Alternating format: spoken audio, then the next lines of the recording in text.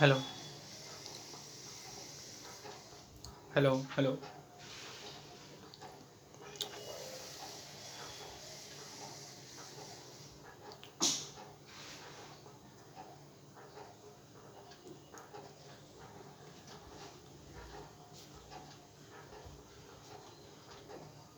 नमस्कार दोस्तों, सी ए सेंटर पे मैं आपका स्वागत करता हूँ। आज 17 सितंबर है और हम एक नया टॉपिक लेकर के आ रहे हैं जो काफ़ी इम्पोर्टेंट होता है और हर जगह पूछा जाता है ऑलमोस्ट। और इसमें जो हम लोग पढ़ेंगे उसमें ये देखने की कोशिश करेंगे कि किस तरह के क्वेश्चन फॉर्मेशन बनता है। और यूपीएससी हो या फिर स्टेट पब्लिक सर्विस कमीशन, उस समय कभी न कभी अगर एक साल के राउंड में कि जितने भी एग्ज़ाम्स हुए हैं उनमें पूछा ही जाता है कि मतलब ये है क्या और ये किस तरह से काम करता है। हमेशा आप लोग ये सुनते होंगे कि इकोनॉमिक्स में बैलेंस ऑफ पेमेंट का, बैलेंस ऑफ पेमेंट या फिर balance of trade, BOP BOT, ये शॉर्ट फॉर्म में बोला जाता है। और इसी को मद्दे नज़र देखते हुए हम ये कहेंगे कि इसको जानने से पहले, बैलेंस ऑफ पेमेंट को समझने से पहले हम ये चीज़ देखेंगे कि ये मतलब क्या होता है इसका। सपोज अगर इंडिया है और किसी और कंट्री से, मान लीजिए ये इंडिया हो गया और ये यहाँ पे यूएसए हो गया, ये दोनों एक दूसरे से ट्रेड करते हैं। हालांकि ट्रेड करते हैं, अगर ये ट्रेड एक जब ट्रेड करते हैं तो इसको ओपन ओपन इकोनॉमी बोलते हैं।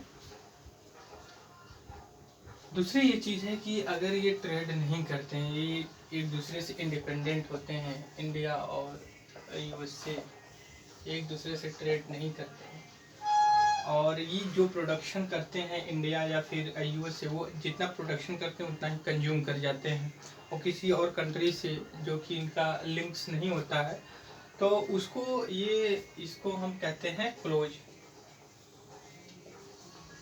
Economy, right. एक ओपन इकोनॉमी होती है और एक जो कि क्लोज्ड इकोनॉमी होती है। हालांकि अगर आप बात करें कि क्या कब ये कैसे शुरू हुआ, ओपन से क्लोज से ओपन इकोनॉमी हुआ, तो देखिए ये इसका कोई फिक्स टाइम पीरियड नहीं है। अगर इंडिया का एंशियंट टाइम में भी लीजिए तो हमारा ट्रेड होता था। हालांकि उस समय बार्टर सिस्टम हुआ करता था। बार्टर सिस्टम का मतलब ये होता है कि आप उसमें आप मान लीजिए वीट है, गेहूँ प्रोडक्शन कर रहे हैं और मैं जो कि राइस मतलब पेडी धान चावल का प्रोडक्शन कर रहा हूँ और हमें गेहूं की ज़रूरत है आपको चावल की, तो मैं अपना चावल आपको दूंगा और आपसे गेहूं ले लूँगा, आप गेहूं हमें देंगे, चावल आप ले लेंगे। तो मतलब ये गुड्स में ही एक्सचेंज होना और उसको कोई करेंसी में नहीं चेंज करना, और उसी को हम कहते हैं एक्सचेंज सिस्टम या फिर बार्टर। अगर हम उसको कैश में अगर या फिर किसी टोकन या फिर किसी करेंसी में करते हैं तो उसको एक एक्सचेंज मीडियम या करेंसी के थ्रू हम करते हैं। जैसे मान लीजिए अगर आज के समय में आपको शुगर या चीनी चाहिए तो शॉप पे जाते हैं तो ऐसा नहीं कि 1 किलो गेहूँ देंगे और फिर वो आपको 1 किलो चीनी देंगे, ऐसा नहीं है। आप उसको कैश देंगे तो या फिर गेहूँ देंगे तो उस गेहूँ का कैश बनाएगा और कैश के हिसाब से फिर आपको वो देगा। ठीक है, तो हमें आज के ज़माने में इनफैक्ट इतना एडवांस हो गए हैं कि आपके पास कैश हो ना हो, क्रेडिट कार्ड हो गया है, आप ऑनलाइन पेमेंट सिस्टम करते हैं, गूगल पे, पेटीएम वगैरह चलाते हैं, तो ये सिस्टम है। अब इससे भी एक एडवांस सिस्टम आया जिसको बिटकॉइन बोला जाता है। वो साइंस टेक्नोलॉजी पढ़ेंगे, वो बिटकॉइन का नॉर्मल सा मतलब समझिए कि ये टोकन होता है, मतलब एक डिजिटल आपका नंबर होता है और आप को ट्रांजेक्शन होता है। अगर आपको किसी को देना है तो दे करके फिर उसका ले सकते हैं करेंसी।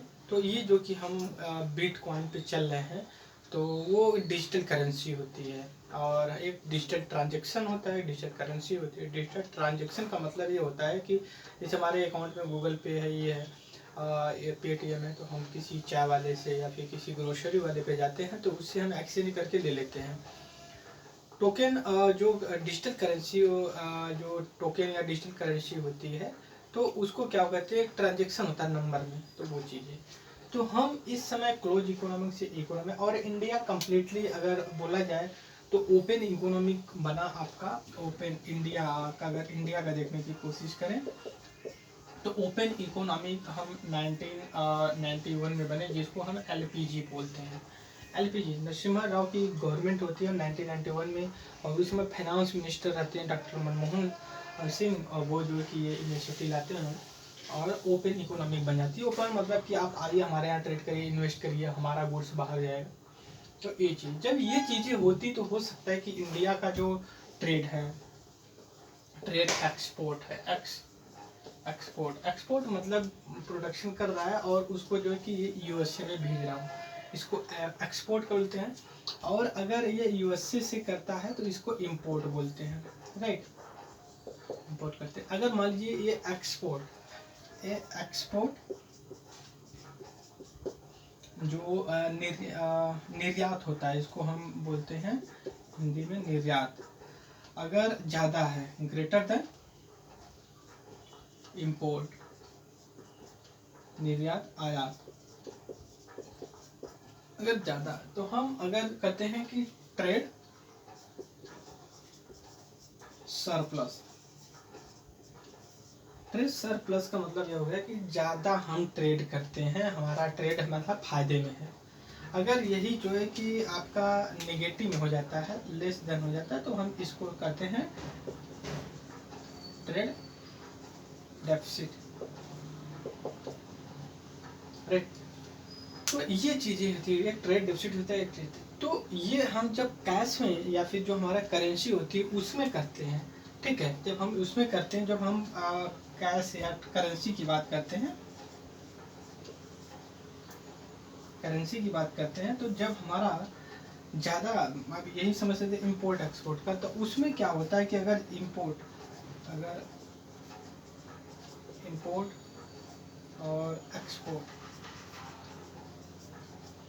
ठीक है, अगर ये हमारा इम्पोर्ट ज़्यादा है एक्सपोर्ट से, तो हम इसके कहते हैं बैलेंस ऑफ पेमेंट बोलते हैं। जब कैश में होती है तो इसको करेंसी में यहाँ पे लिख सकते हैं, बैलेंस ऑफ पेमेंट बोलते हैं। और ये चीज़ होती है, अगर हमारा इससे ज़्यादा अगर ये कम हो गया तो ये एक होती है। अब हम इसको क्या कहते हैं,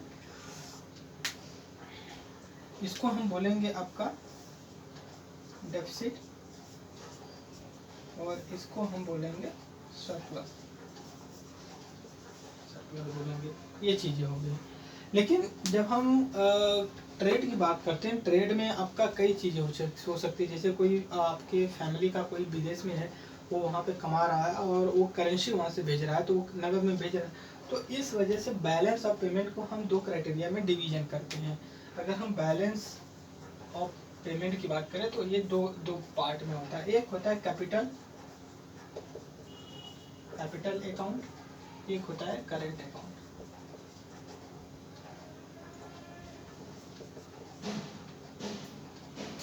कैपिटल से ही पता चलता है कि हमारी जो करेंसी होती है,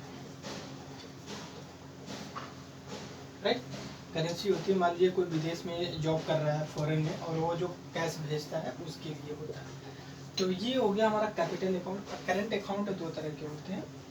करेंट अकाउंट होता है, एक विजिबल होता है और एक इनविजिबल होता है। विजिबल में हो जाता है कि हमारा जिससे गुड्स हो जाते हैं, जैसे मान लिया गेहूँ चावल जो भी हम एक्सपोर्ट या इंपोर्ट करते हैं। और इनविजिबल में जो होता है उसको हम बोलते हैं सर्विस। और सर्विस के बारे में आपसे, जैसे मान लीजिए कोई टीचर है, मैं टीचिंग कर रहा हूँ, तो मैं आपको कोई गुड्स नहीं प्रोवाइड कर रहा हूँ, आपको सर्विस प्रोवाइड करवा रहा हूँ, राइट। तो उसको इनविजिबल, ये दिख तो नहीं रहा है ना कि मैं टीचिंग कर रहा हूँ, कहाँ है, कैसे है, मैं पढ़ा रहा हूँ, बस फील कर सकते हो। तो इनविजिबल होता है, इंटेंजिबल हो सकता है। तो ये गुड्स होता है, वो सर्विस होती है, इनविजिबल। तो जब इसका करंट अकाउंट और कैपिटल अकाउंट में अगर मान लीजिए कि करंट जो होती है इसका अगर ज़्यादा है, हम ज़्यादा एक्सपोर्ट करते हैं, तो ये सरप्लस हो जाएगा, प्लस हो जाएगा। और अगर हम लेस करते हैं, कम करते हैं, तो ये डेफिसिट। ठीक है। तो ये हम थोड़ा सा देखने की कोशिश करें कि balance of payment, balance of trade क्या होता है, कैसे होता है, और हम अगले एक वीडियो में और बनाएंगे कि बैलेंस ऑफ पेमेंट के बारे में और थोड़ा सा डीप में जाने की कोशिश करेंगे कैसे होता है और इसमें क्या क्या पार्ट होते हैं, राइट। सो आज के लिए बस इतना ही। Thank you very much.